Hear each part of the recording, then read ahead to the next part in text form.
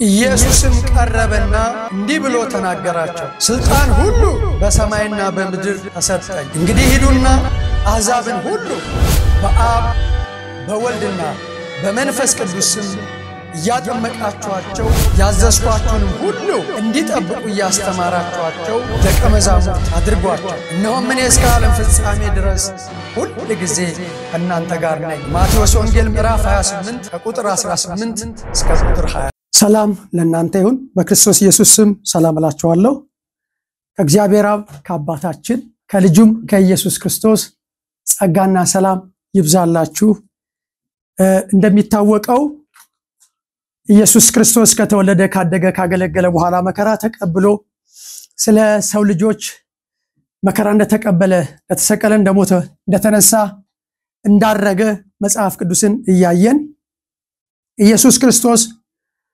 ካረገ በኋላ ወይም ደግሞ ከማረጉ በፊት ሁለት ትልልቅ ነገሮችን እንደሰጠን አንደኛው መንፈስ ቅዱስን እልክላችኋለሁ እንዳላቸው ለሐዋርያቱ ከሐዋርያቱም በኋላ እስከ ክርስቶስ ኢየሱስ የምጽአት ቀን ድረስ መንፈስ ቅዱስን እንደሚልክ ለምን እንደሚልክ አይተናል ዛሬም ደግሞ በድጋሚ እናየዋለን ሁለተኛው ደግሞ ታላቁ ተልእኮ ነው እነሆ ስልጣን በሰማይና በምድር ሁሉ ተሰጠኝ እንግዲህ ሂዱና አሕዛብን በአብ በወልድ በመንፈስ ቅዱስም ያጠመቃችኋቸው ያዘዝኳችሁንም እንዲጠብቁ ያደረጋችኋቸው ደቀ መዛሙርቴ አድርጓቸው ብሎ ሁለት ተልእኮችን እንደሰጠን አንደኛው ስጦታ ነው መንፈስ ቅዱስ ነው ሁለተኛ ደግሞ ስጦታ ትእዛዝ ነው ታላቁ ተልእኮ ነው የመጽሐፍ ቅዱስ ክፍል ሉቃስ 24 ሐዋርያት 1 ከ4 እስከ 8 ድረስ እነሱን አንብበን የጀመርነው ዛሬም አንብበን እንጀምራለን ፋሲካን ተንተርሶ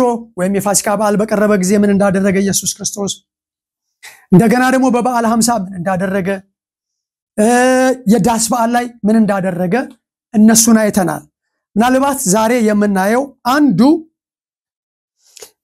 መንፈስ ቅዱስ የብሉይ ኪዳን ተስፋ የአዲስ ኪዳን ስጦታ ነው ሐዋርያት ሥራ ምዕራፍ 1 ምዕራፍ 2 ላይ ከመናገሩ በፊት ሐዋርያት ሥራ ሉቃስ 4:49 ላይ እነሆም አባቴ የሰጠውን ተስፋ እልክላችኋለሁ እናንተ ግን ከላይ ኃይል እስክትለብሱ ድረስ በኢየሩሳሌም ከተማ ቆዩ ይሄ ትእዛዝ ነው አባቴ የሰጠውን ተስፋ ኢየሱስ ክርስቶስ ተፈጸመ ካለ በኋላ ለምን መንፈስ ቅዱስን መላክ አስፈለገው ለምን ታላቁ ተልእኮን መስጠት አስፈለገው ቀጣይ ነገር ስላለ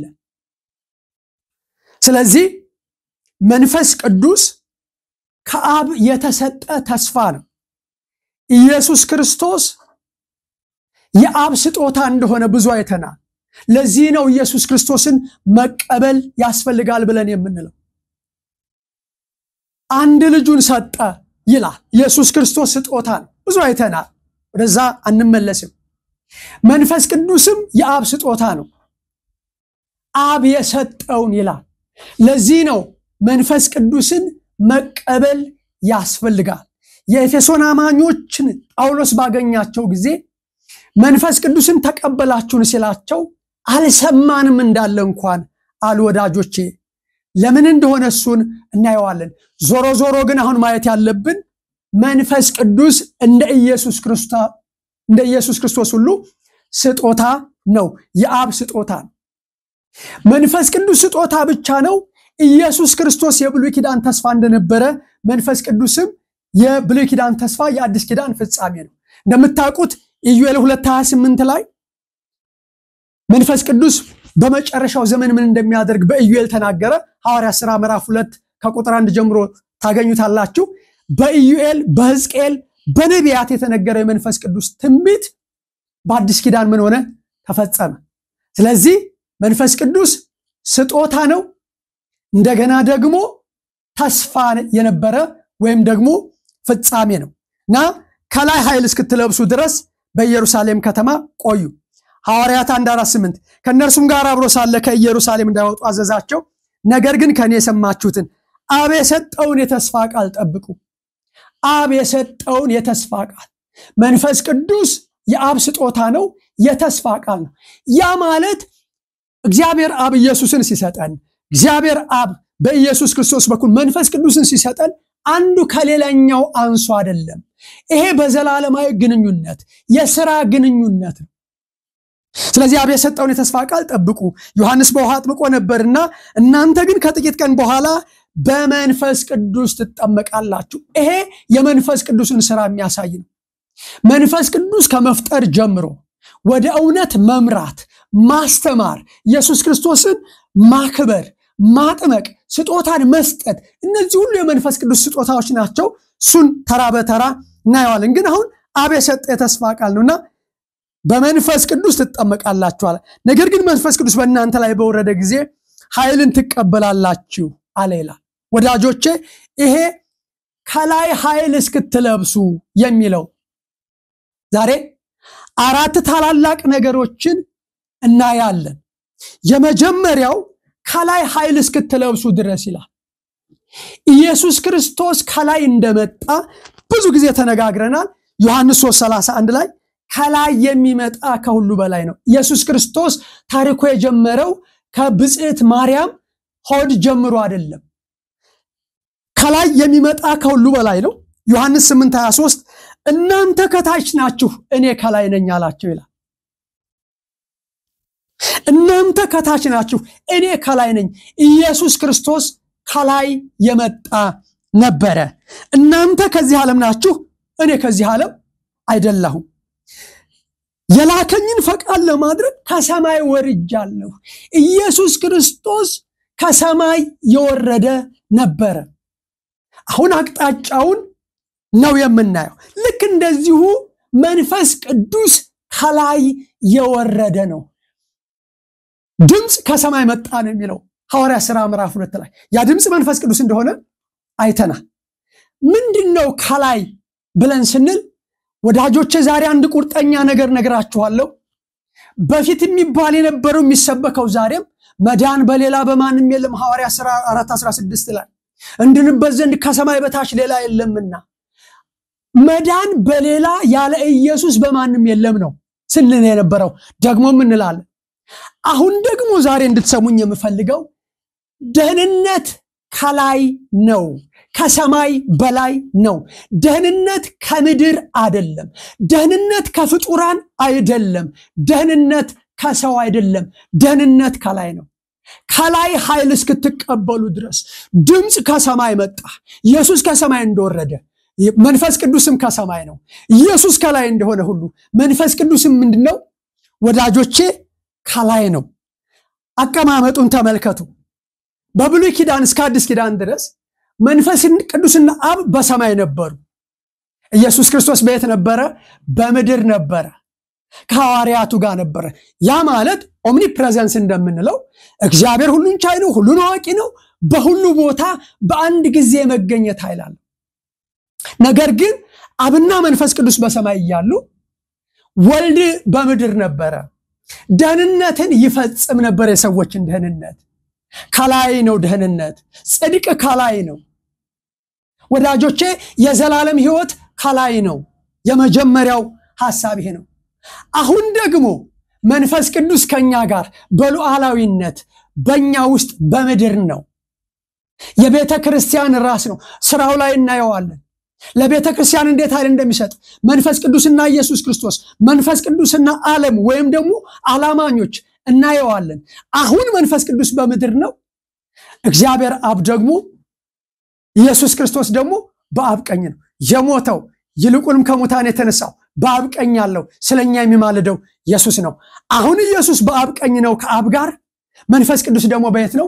በእኛ ጋር ነው። ለምን አስፈለገ? መንፈስ ቅዱስ ኢየሱስ ክርስቶስ ከፈጸመ በኋላ ደህንነት ከተፈጸመ በኋላ መንፈስ ቅዱስ መምጣት ለምን አስፈለገው? ወዳጆቼ አንደኛው ቁጥር 1 ኃይል ስለሚያስፈልገን። የመጀመሪያው ደህንነት ከላይ ነው ብያለሁ።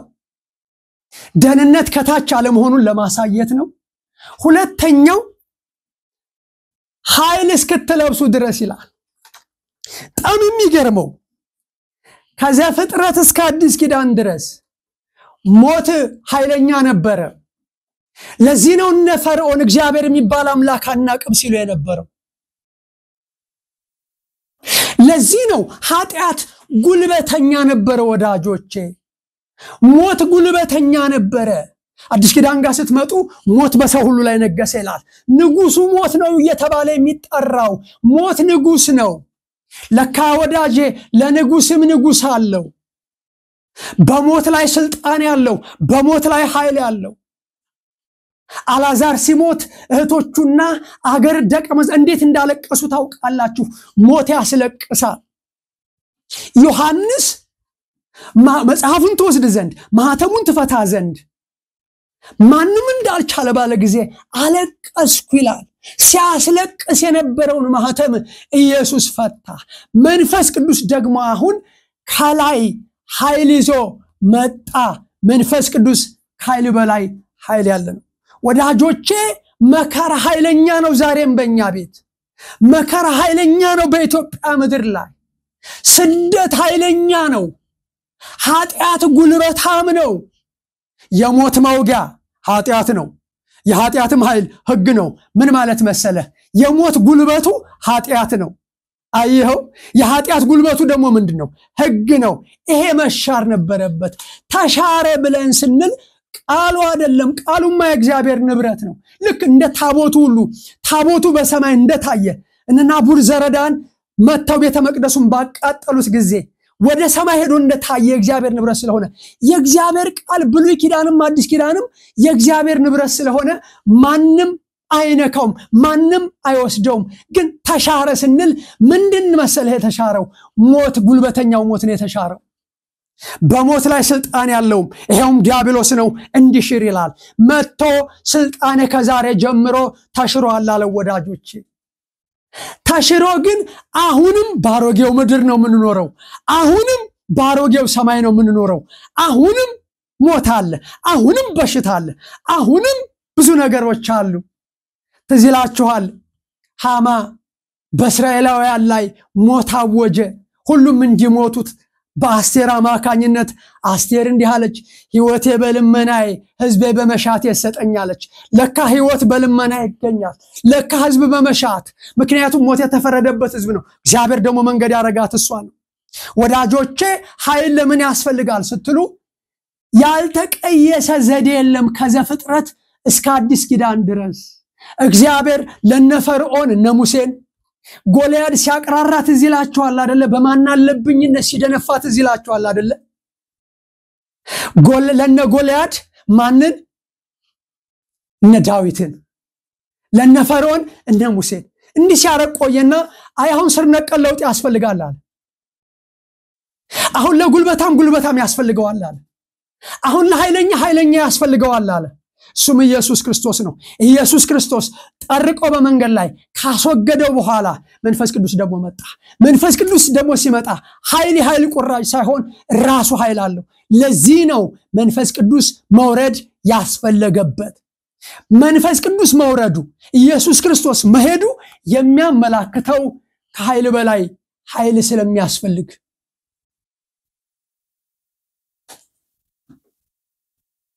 ስለዚህ መንፈስ ቅዱስ ተስፋ ነበረ፣ ፍጻሜን አገኘ።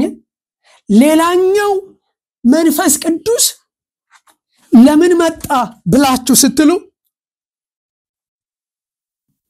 ኢየሱስ ክርስቶስ የፈጸመውን ደህንነት ነገር ግን የቀረውን መቀጠል ያለበትን ወንጌል ታላቅ ተልእኮን የሚያስቀጥለው መንፈስ ቅዱስ ስለሆነ ኢየሱስ ክርስቶስ ደህንነትን ፈጸመ፣ ስራውን ፈጸመ። የመንፈስ ቅዱስ ስራ ምን ይል ነበረ? ይቀር ነበረ። ምንድነው የቀረው ወዳጆቼ? ኢየሱስ ክርስቶስ በመስቀል ላይ እንዴት እንደሆነ አይተናል፣ እናያለን፣ እያየን እንቀጥላለን። ግን መንፈስ ቅዱስ እንደዛ በመስቀል ላይ መከራ ከፍሎ ተሰቅሎ ሞቶ ተቀብሮ ተነስቶ እዛ ላይ ቢያበቃ ታላቁ ተልእኮ የሚባል ነገር ባይኖር ምን ይጠቅማል? ምን ይጠቅማል ብየስል የኢየሱስ ሞት ቁልፍ እንደሆነ ምንም ጥያቄ የለው። ግን ወዳጄ አንተ በክርስቶስ ኢየሱስ አምነህ ንስሐ ባትገባ ከህይወት ጋር ባታዛምደው ለኔ ነው ይሄ መልእክት ብለህ ባትል ምን ይጠቅምሃል? አሁን አንድ የቀረ ነገር አለ። የቀረው አንተ ነህ ወዳጄ። እግዚአብሔር አንዴ እንዲህ አለ ለወይኔ ያላደረኩት ነገር ምን አለ አለ መልሱ ምንም እግዚአብሔር ያላደረገው ነገር የለም አምላክን ከሰማይ ከመላክ ውጪ መንፈስ ቅዱስን ከመላክ ውጪ ስለዚህ መንፈስ ቅዱስ የመጣበት ከላይ ደህንነት ከላይ ስለሆነ ብቻ አይደለም ለኃይለኛም ኃይለኛ ሊሆን ኃይል ይዞ ሊመጣ ብቻ አይደለም የቀረውን ያልተፈጸመውን የሰዎችን ደህንነት ስለዚህ መንፈስ ቅዱስ ይወረደው ወዳጄ ለማን ነው ላንተ ነው ዛሬ መልስ ስጥ የቀረ ነገር አለ ታላቁ ተልእኮ የሚባል ታላቁ ተልእኮ ያሰኘው የመንፈስ ቅዱስ ተልእኮ ስለሆነ ነው እናየዋለን አሁን ይሄንን የቀረውን ለመፈጸም በአጋጣሚ ባለፈው ስለ በዓል አስናገር ስለ መከር በዓል ተናግሬ ነበርና ምንድነው ይሄ ብለው ከቃልቲም ከተለያዩ ሰዎች ጥያቄ እንደነበራቸው ሰምቻለሁ እኔ መቀጠል አለበት ብያልኩት የመከር በዓል ነው ስለ መከር በዓል 9 አስፈላጊ ነገሮችን ተናግሬ ነው የዘጋ ምኞት ነው ረሃብ ነው ጥማት ነው ወዳጆቼ በቅርብ እኔ እንድሪያስ ነኝ በሚል አንድ ዘመቻ ይካሄድ ነበርና በዛ በዘመቻ እኔ እንድሪያስ ነኝ በሚል ዘመቻ እነን ያስቀጠሉት የቢሊግርሃም ልጆች ናቸው እንደሰማሁት እና እነሱ ልጆች ሌጋሲ አላቸው ሌጋሲ የመጽሐፍ ቅዱስ ትርጉሙ ቅርስ ነው የሚለው ቅርስ ማለት ታውቃላችሁ ከትውልድ ወደ ትውልድ የሚተላለፍ ነው እንደገና ደግሞ ውርስ ይለዋል ቀጥተኛ ትርጉሙ ውርስም እንዲሁ ከትውልድ ወደ ትውልድ የሚተላለፍ ነው እና ይሄንን የወንጌል ቅርስ ይሄንን የወንጌል ውርስ እነኚህ ልጆች አስቀጠሉ እውነት ነው በአገራችንም በጣም ብዙ ሰዎች ታላቁ ተልእኮን በሉት አብያተ ክርስቲያናትን በሉት ሚኒስትሪዎችን በሉት ከዛ ጊዜ ጀምሮ ስራው እግዚአብሔር ስለሆነ እየቀጠለ መጥቷል አሁን ግን ይሄ ሌጋሲ ቢቀጥል እውነት ነው ስለ በዓለ 50 ስለ ጴንጤቆስጤ በዓል ወይም ስለ ሰባቱ ሱባኤ በዓል ሐሳብ ቀርቦ እንደነበረ የት እንደቀረበ እንዲሁ በጨረፍታ ሰምቻለሁ አይቻለሁ ሊቀጥል ይገባዋል ሌጋሲ ነው መንፈስ ቅዱስ የመጣው ቃሉ ድሃ እንዳይሆንብኝ እንጂ ቃሉ ማይመጥና ተራ እንዳይሆን እንጂ መንፈስ ቅዱስ ይሄንን ታላቁ ተልእኮን ያስቀጥላል ለምን መሰላችሁ እሱ በመጣ ጊዜ ወደ እውነት ሁሉ ይመራቸዋል የማያምኑ ሰዎችና መንፈስ ቅዱስ የሚለው ላይ በደንብ በግልጽ እናየዋለን እኔ እንድሄድ ይሻላችኋል እኔ ካልሄድኩ አጽናኙ አይመጣም ይሄ ግዴታ ነው አጽናኙ ምን አይልም አይመጣም እኔ መሄድ አለብኝ ለምንድነው የሚመጣው በመጣ ጊዜ ስለ ሶስት ነገር ዓለምን ይወቅሳል ስለምን ስለ ኃጢአት ምን ማለት ነው ኃጢአት በኔ ስለማታምኑ ስለማያምኑ ሌላስ ስለ ጽድቅ እኔ ስለምሄድ ስለማት ስለ ፍርድ የዚህ ዓለም ስለተፈረደ ስለዚህ መንፈስ ቅዱስ መጥቶ መውቀስ አለበት ወዳጅ ደህንነት ያለ ኢየሱስ ክርስቶስ እንደማይሆን ሁሉ ያለ መንፈስ ቅዱስም ደግሞ ምን ስለማይሆን መንፈስ ቅዱስ ገለጠው እንዳለ ክርስትና መገለጥ ስለሆነ የሚገልጠው መንፈስ ቅዱስ ስለሆነ የሚያበራው መንፈስ ቅዱስ ስለሆነ ደህንነት የመንፈስ ቅዱስ መሰረታዊ ተግባር ስለሆነ ወዳጆቼ ሰው ያለ እግዚአብሔር መለኮታዊ እርዳታ የሚኖር ፍጡር አይደለም ለዚህ ነው ባነበብነው ዮሐንስ 14 15 16 ላይ ለዘላለም ከናንተ ጋር ስለሚኖር ታውቁታላችሁ ዓለም አላየውም አላወቀውም ስላላየው ሊያውቀው አይችልም እናንተ ግን ታውቁታላችሁ ለምን አይታችሁታል ስለዚህ ታላቁ ተልእኮ መቀጠል አለበት እውነት ነው እስካሁን እየቀጠለ ነው ግን በአመት አንድ ጊዜ የሚሰራ አይደለም የዘወትር ተግባር ነው ነገር ግን በዓለም አቀፍ ደረጃ በኔትወርክ ነግሬያችኋለሁ ምኞት ነው ጸሎት ነው ብያችኋለሁ ረሃብ ነው ጥማት ነው አሁን ኢኒሺዬቲቭን የሚወስድ ሰው ግን ይጠይቃል ምን አለበት ካውንስሉ የወንጌል በዓልን የወንጌል ድግስን የወንጌል መከርን በኢትዮጵያ በአፍሪካ በዓለም ወዳጆች አይሆንም እግዚአብሔር ግን ይችላል የሥራው ባል እስከ ዛሬም ችሏል አሁንም ችሏል ወደፊትም እግዚአብሔር ምን ይላል ይችላል የእርሱ የሆኑትን ስለሚያውቅ የሚድኑ ሰዎች አሉ ይስላል የመጀመሪያው የሥራ ድርሻ የእግዚአብሔር ስለሆነ ግን ኢኒሺዬቲቭን ወስዶ ይሄንን የሚያስቀጥል ያስፈልጋል ግሬት ኮሚሽን ሊሆን ይችላል አቃለው ግሬት ኮሚሽን የዚህ ትልቅ የሚያስቀጥል ህብረት እንደሆነ አብያተ ክርስቲያናት ማስቀጠል ይችላሉ ሚኒስትሪዎች ማስቀጠል ይችላሉ አቃለው ክሩሴድ እንደሚያደርጉ አቃለው እስከዛሬ በጣም ብዙ ነገር እንደተሰራ ግን በበዓል 50 ወዳጆች ቀን ተቀጥሮለት የወንጌል በዓል ተብሎ የወንጌል መከር ተብሎ ቢከበር ሲከበር ቀኑ አይደለም የሚከበረው ይያሉ ስለወር ስለማባቻ ማንንም አይፍርድባቸው የሚለውን ባለፈው አይተናል ነገር ግን የመከር በዓል የወንጌል መከር በዓል ለዚህ ነው አስመረ የምናገረው ከዚህ በላይ ባልል ይሻለኛል እና ምን አለ የቢልግርሃም ተቋም እኔ እንድሪያስ ነኝ ብለው በጣም ብዙ ስራ እንደሰሩ አቃል ይሄን መልእክት የምትሰሙ ሰዎች አድርሱልኝ እኔ ጴጥሮስ ነኝ ቢሉስ ምክንያቱም እንድሪያስ ጴጥሮስን አመጣ ጴጥሮስ ደግሞ 11 ጋር ሆኖ 3000 ሰው በአንድ ቀን ተጠመቀ ስለዚህ እንደ እንድሪያስ መሆን ጥሩ ነው እንደ ጴጥሮስ መሆንም ጥሩ ነው የሰው ህልም ነው የሰው ራእይ ነው የሰው አጀንዳ ነው ልክ ነው እኔ እዛ ውስጥ አይደለም እየገባሁ ያለሁት ምን አለበት እኔ ጴጥሮስ ነኝ በሚል መርሃ ግብር 3000 3 ሚሊዮን 30 ሚሊዮን 3 ቢሊዮን ህዝብ የሚቀበልበት አጋጣሚ ሪቫይቫል የሚመጣበት አጋጣሚ ቢሆን አይቻልም እንደ ወዳጆች በሰው ዘንድ የማይቻል በእግዚአብሔር ዘንድ ይቻላል ስለዚህ መንፈስ ቅዱስ የመጣው አንደኛ ደህንነት ከላይ ስለሆነ ነው ሁለተኛ ከኃይል በላ ኃይል ስለሚያስፈልግ ለጉልበታም ስለሚያስፈልግ መንፈስ ቅዱስ ኃይል እስክትለብሱ ድረሳል መንፈስ ቅዱስ ኃይል ነው ኢየሱስ ክርስቶስን በመንፈስ ቅዱስ በኃይልም ቀባው ነው የሚለው የሚገርመው ከኢየሱስ ክርስቶስ ጋር ያላቸው ግንኙነት በመንፈስ ቅዱስ ተጸነሰ በመንፈስ ቅዱስ ተወለደ በመንፈስ ቅዱስ ተጠመቀ በመንፈስ ቅዱስ ተሞላ በመንፈስ ቅዱስ አደገ አገለገለ በመንፈስ ቅዱስ ከሙታን ተነሳ የኢየሱስ ክርስቶስ ታሪክ ተጀምሮ እስኪቀረስ ድረስ በመንፈስ ቅዱስ የተሞላ ነው የኢየሱስ ክርስቶስና የመንፈስ ቅዱስ ግንኙነት ይሄ ነው ስለዚህ ደህንነት ከላይ ስለሆነ ነው ሌጋሲ ስለሚያስቀጥል ነው እናጠቃለው የኢየሱስ ክርስቶስና የመንፈስ ቅዱስነትን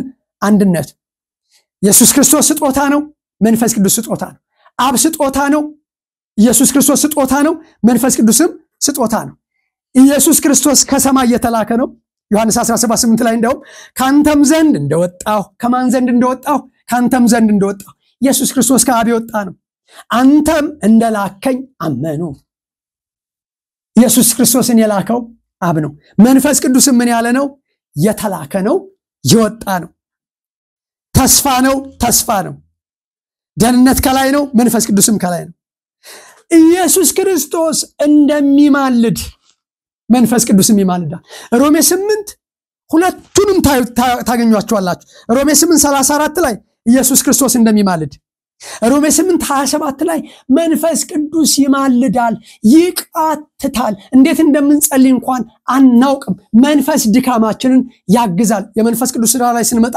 በሰፊው እናየዋለን ስራው ስለሚያስፈልግ ወዳጆች ስለዚህ ኢየሱስ ክርስቶስ እንደሚማልድ መንፈስ ቅዱስም ደግሞ ይማልዳል በኢየሱስ ክርስቶስ በኩል ካልሆነ በቀር ማንንም ወደ እግዚአብሔር ማምጣት እንደማይችል ሁሉ ዮሐንስ 14:6 ላይ በኢየሱስ ክርስቶስ በኩል ካልሆነ በቀር ማንንም መንፈስ ቅዱስን መቀበል አይችልም ዮሐንስ 14:6 ላይ ብዙ ጥቅሶች አሉት መማለድ ብቻ አይደለም ኢየሱስ መማለድ መንፈስ ቅዱስ መማለድ ብቻ አይደለም ኢየሱስ ክርስቶስ እንዳጽናና ሐዋርያቱን አንዱ የመጣበት ዓላማ እስካሁን ከተናገርነው ውጪ ሐዋርያት ኢየሱስ ክርስቶስ በዋለበት ውለዋል ባደረበት አድረዋል ወዳጆቼ በልተዋል አብረው ጠጥተዋል ወዳጆቼ ኢየሱስ ክርስቶስ ፍቅር ነው የሚወደድ እንጂ የሚፈራ ብቻ አልነበረም አሁንኛ ይሄንን ሰው ጨምሮ ብዙዎቻችን የምንወደድ ሳንሆን የምንፈራ ሰዎች ነን ና ብዙ ጊዜ ላለው አንዳንድ ሰው ቢሮ ስትሄዱ አንበሳ ነው ሰው ነው የታሰረው እስክትሉ ድረስ ወዳጆቼ ምናልባት በማስፈራት ሌላ እንት ሊኖረው ይችላል ና ኢየሱስ ክርስቶስ መከራ እንደሚቀበል እንደሚሞት እንደሚነሳ እንደሚያርግ ሲነግራቸው አዘኑ ሲለያቸው ኖ ከኔ የተሻለ የሚሻልበት በሌላ መንገድ ነው መብለጥ አይደለም ኖ ስራው ሌላ የሆነ መንፈስ ቅዱስን እልክላችኋለሁ ጳራቅሊጦስን እልክላችኋለሁ ያጽናናችኋል አንዱ የመንፈስ ቅዱስ ስም ጳራቅሊጦስ ነው ሌላው መንፈስ ቅዱስ ማን ነው የሚለው ነገር ላይ ስንሄድ እናየዋለን ትርጓሜው ስለማያስፈልግ ዕብራውያን ግን ምናም ለማለት አይደለም ወዳጆቼ አጽናኝ እልክላችኋለሁ እኔ ለመቀጠል በህይወት ለመኖር አይደለም ለማገልገል አሜን ለማለት መንፈስ ቅዱስ እንደሚያስፈልገኝ አውቃለሁ ወዳጆቼ በዚህ ዘመን በኢትዮጵያ የሆነው ያለውን ነገር ታውቃላችሁ በአፍሪካ የሆነ ያለውን በዓለም ላይ ያለውን በዓለም ላይ ነው ያልኩት ስደቱን ታዩታላችሁ ስደት ጉልበተኛ ነው ረሃቡን ድህነቱን ታዩታላችሁ በዓለም ላይ ያለው ስለዚህ እንዴት ነው የሰው ልጅ መጽናናት የሚችለው በዚህ ሁሉ መንፈስ ቅዱስ ያጽናናል ሰምታችኋል በጣም ብዙ ሰዎች ቅዱሳን ልጆቻቸው የሞቱባቸው እንዴት ይጽናናሉ ስትሉ ባሎቻቸው የሞቱባቸው ሚስቶቻቸው የሞቱባቸው ሰምተናል ማዘን እንኳን እንደማይችሉ ምን ከሌላው እኔ ምስክር ነኝ ወዳጆች መንፈስ ቅዱስ ባይኖር ለሰከንድ ለዚህ ነው በጣም የሚገርመው ኢየሱስ ክርስቶስ አንድ የመጣበት ዓላማ ኢየሱስ ክርስቶስ ሲመጣ የመጀመሪያው ዮሐንስ 1 ላይ ጸጋና እውነትን ተሞልቶ በእኛ አደረ ነው የሚለው ኢየሱስ ከክርስቶስ ጋር ተሰቅያለሁ አሁን ይሄ ሆኛል ነው ገላትያ 2:20 ላይ ጳውሎስ ክርስቶስ ግን በእኔ ይኖራል ወዳጆቼ ክርስቶስ በእኛ ውስጥ ይኖር እንደነበረ አሁን ደግሞ መንፈስ ቅዱስ በእኛ ውስጥ ይኖራል ለምን በእናንተ ውስጥ ስለሚኖር እናንተ ታውቁታላችሁ መንፈስ ቅዱስ በእኛ ውስጥ ይኖራል ለምን ሊያጽናናን ሊያበረታን ጉልበት ሊሆነን አቅም ሊሆነን ሊያስቀጥለን ወዳጆቼ በዚህ በመጨረሻው ዘመን ስለዚህ መንፈስ ቅዱስ ምንድነው አጽናኝ ነው ኢየሱስ ክርስቶስም አጽናኝ ክርስቶስ ኢየሱስ ሕይወትን እንደሰጠን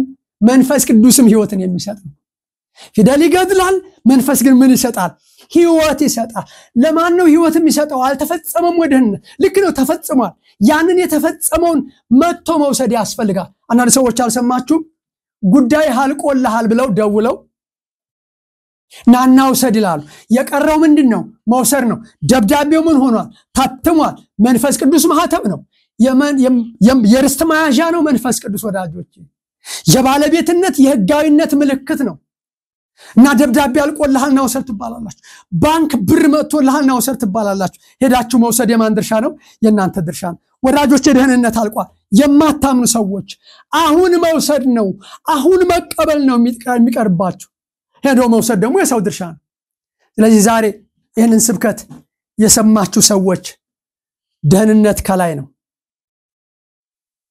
እግዚአብሔር ኃይል በላይ ኃይል አለው ከኔ ጋር ንስሐ እየገባን እንጸልያለን የእስራኤል ቅዱስ እግዚአብሔር ይሄንን መልእክት እንድንሰማ የህይወት ጉዳይ ስለሆነ ስለሰማህን በሁሉ ስለሁሉ እናመሰግንሃለን ህይወት ሰጪ አንተ ነህ ጌታ ኢየሱስ ክርስቶስ ደህንነታችንን እንደፈጸመ ደግሞ መንፈስ ቅዱስን እንደላከ እንደወቀሰን ባለውለታችን መንፈስ ቅዱስ እናመሰግንሃለን የምትመራን አቅጣጫ የምታሳየን ስጦታን የሰጠህን መንፈስ ቅዱስ እናመሰግንሃለን ወዳጆቼ የማታምኑ ሰዎች አሁን ንስሐ መግባት ፈልጋለሁ የምትሉ የመንፈስ ቅዱስ ሥራ ገብቶኛል ጌታ መንፈስ ቅዱስ ሆይ አመሰግንሃለሁ ስለወቀስከኝ ስለመራሃኝ ስለኔ ስለመጣህ ወንጌልን ስላስቀጠልክ አመሰግንሃለሁ ኢየሱስ ክርስቶስ ለኔ ሞቷል ለኔ ተሰቅሏል በሱሳምን የዘላለም ሕይወት ይኖረኛል ይቅር በለኝ ዛሬም ኃጢአቴን ሁሉ ይቅር በለኝ በደምህ እጠበኝ ስለሰማኸኝ አመሰግንሃለሁ በኢየሱስ ክርስቶስ ስም አሜን ኢየሱስም ቀረበና እንዲህ ብሎ ተናገራቸው ስልጣን ሁሉ በሰማይና በምድር ተሰጠኝ እንግዲህ ሂዱና አሕዛብን ሁሉ በአብ በወልድና በመንፈስ ቅዱስ ስም ያጠመቃችኋቸው ያዘዝኳችሁንም ሁሉ እንዲጠብቁ ያስተማራችኋቸው ደቀ መዛሙርት አድርጓቸው። እነሆም እኔ እስከ ዓለም ፍጻሜ ድረስ ሁል ጊዜ ከእናንተ ጋር ነኝ። ማቴዎስ ወንጌል ምዕራፍ 28 ከቁጥር 18 እስከ ቁጥር